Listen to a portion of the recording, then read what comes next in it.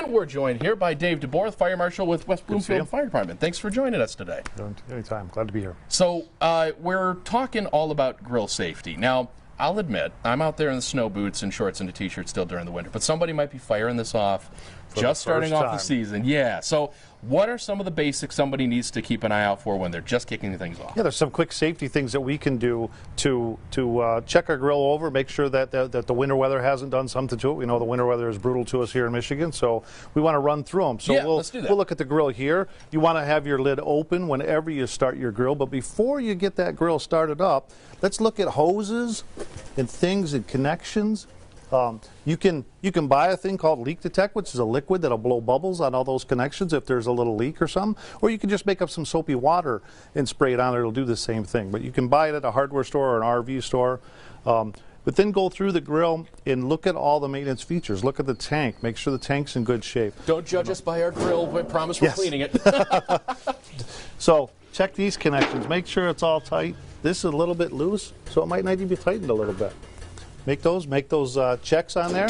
Now, when it comes to propane, by the way, as well, you know, you can either get your new tank, or a lot of people, you know, it's really cheap to go in and then make that exchange, right? But are there things somebody should keep an eye out for when they're making that exchange? When you're making that exchange, look at that device and check the tank, and then make sure you're storing it outside in the shed or someplace. Don't store it in the basement. Don't store it in the house, because gas that's propane is heavier than air. It's going to sink. It's going to stay in your basement. Where natural gas would go up and away, if they're leaking at all, it's going to leak into your house. So we don't want that. We want that outside. But they do. Those exchange ones can leak. I've had it happen to me where I buy one and still got the tag on it. A couple months later, I go to grab for it and it's empty. So they do leak once in a while. So we want to check that.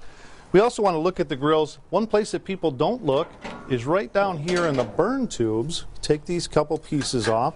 And this burn tube here is a place that spiders like to make nests in the winter. When they're getting, the fall weather comes in, it starts to get cold. They want to put their eggs in there and make a little nest. And if there's a nest in there in this tube, you fire it up for the first time without checking that, the gas is going to go blow backwards towards these knobs in your hands, and you could get burned, and the knobs could get burned. See, now that's fascinating. I mean, and that's something that, you know, a lot of people might not necessarily know about, but can you clear them out manually? You can clear them out. You can pull them out of here. Sometimes they have a little screw. Sometimes it's just a little pin that you pull out. You can pop them out of there. I use an air compressor at home, blow them out of there, tap any rust or any debris that's gotten into there, and then just pop them back in as part of my cleanup that I do. Again, I'm a year-round guy like yourself, but you do have to maintain them now and then and go back through some of this stuff. Same with your charcoal grills. Charcoal grills, we want to make sure that if weather got in there and got to the bottom of that and sat, that it rust through. We see deck fires because people are barbecuing with a charcoal grill and their bottom rusted out, they didn't know it, and it's dropping hot embers out of the bottom. The other thing to think about with a charcoal grill is make sure you don't take those ashes out too soon. Let that sit for a couple days, then clean it out. Put it in a metal can that's made for ash. We've literally seen houses burned down by people putting them in a paper bag and just throwing them in their garbage a little too soon, and they find out the hard way that it was a little too soon. We don't want you to find that out. We want you to barbecue again the next day. We want you to be in your home. Now, I don't mind walking outside, opening up the grill. It's raining, whatever. I'll grab an umbrella, or it's just water. I'll get soaked. It's fine. I'll dry out. But somebody may like to just enjoy watching the showers, starting to grill, but they might make a mistake. I'm going to assume this is a mistake. They start to pull this into their garage. Yes. And that's when we get to meet them. Yep. When they pull it in the garage and something goes sideways on you and that flame goes up, you're under a bunch of wooden construction. We want these out away from, just like you have them here, we're out away from combustible construction. That you got a brick wall here. We're not going to light those bricks on fire, so this is a good location. We don't have any chairs that are combustible. That's all metal. So we have them in a safe location. And in your garage, I know it's tempting to get in there out of the rain, but then we see that accident happen, and we see people that throw something. I've seen kids throw the garbage out. Dad yells to the kid, throw the garbage out before dinner, and the kid throws the garbage bag, and it's up against that hot grill that's now in the garage.